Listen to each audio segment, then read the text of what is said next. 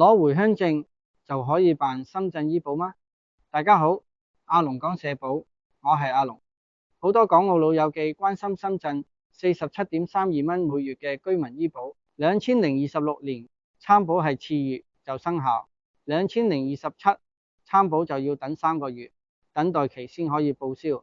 有諗住辦理嘅朋友就要捉緊時間，呢個47.32蚊嘅成人居民醫保，深圳戶籍同港澳台成年人才可以參保呢個險種。平時睇普通門診、慢性病覆診、住院全部都有得報銷，住院高至可以報到90%。就算遇到重病，醫藥費開銷好大，醫保都有額度幫你分擔，唔使驚醫藥費負擔太重。